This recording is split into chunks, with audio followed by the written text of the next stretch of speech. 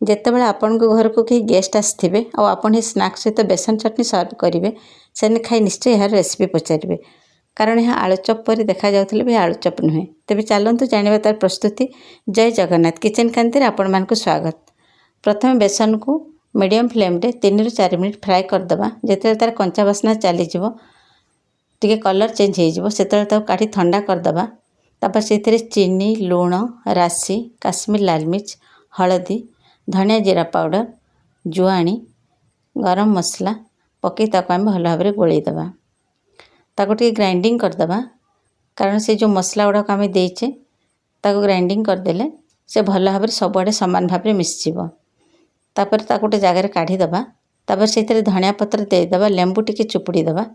ଲେମ୍ବୁ ରସ ଦେଇ ତାକୁ ଭଲ ଭାବରେ ଗୋଳେଇ ଦେବା। ଯେହେତୁ ପୁରା ବେସନଟା ଶୁଖିଲା ଅଛି, ସେଥିରେ 2-3 ଚାମଚ ପାଣି ଦେଇଦେବା, ଛିଞ୍ଚି ଦେଇ ତାକୁ ଆଉ ଥରେ ଭଲ ଭାବରେ ଚକଟି ଦେବା। ବେସନଟା ବେଶୀ ଡ୍ରାଏ ରହିବନି କି ବେଶୀ ଓଦା ହେବନି, ଏଇଭଳି ଭାବେ ରହିବ। ଆମର ମସଲାଟା ରେଡ଼ି ହୋଇଗଲା। ତାପରେ ଯେଉଁ ବେସନ ଚଟଣି ପାଇଁ ଆମେ ବେସନ, ହଳଦୀ, ଲୁଣ, ଚିନି, ଅଦା କଞ୍ଚା ଲଙ୍କା ବଟା ପାଣି ଦେଇ ତାକୁ ଗ୍ରାଇଣ୍ଡିଙ୍ଗ କରିଦେବା ଆଉ ତାକୁ ଗ୍ୟାସ୍ରେ ବସାଇଦେବା। ତାପରେ ଏପଟେ ବେଟରଟାକୁ ଆମେ ରେଡ଼ି କରିବା। ବେସନରେ ହଳଦୀ, ଲୁଣ, ହିଙ୍ଗୁ ଆଉ ବେକିଂ ପାଉଡ଼ର ଟିକେ ଦେଇଦେବା। ତାପରେ ତାକୁ ପାଣି ଦେଇ ଗୋଳେଇ ଦେବା। ବେଶୀ ପତଳା କରିବାନି କି ବେଶୀ ମୋଟା କରିବାନି।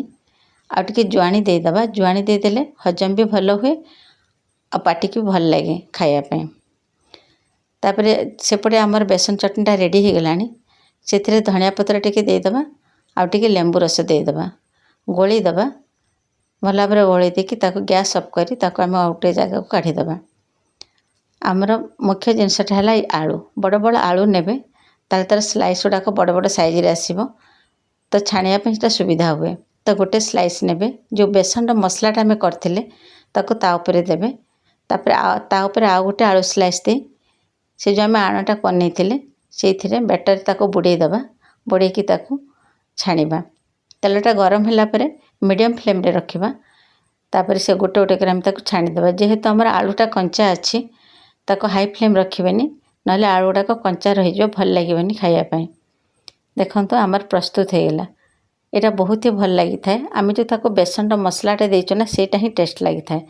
ଆଉ ବେସନ ଚଟଣି ସହିତ ତ କେହି ବି ଜାଣିପାରିବେନି ଏଇଟା ଆପଣ ଘରେ କରିଛନ୍ତି। ନିଶ୍ଚିତ ଭାବରେ ସେମାନେ ଭାବିବେ ଆପଣ ମାର୍କେଟରୁ ମଗେଇଛନ୍ତି। ଆପଣମାନେ ଖାଆନ୍ତୁ ଏବଂ ଆପଣଙ୍କର ଅନୁଭବ ମୋ ସହିତ ସେୟାର କରନ୍ତୁ।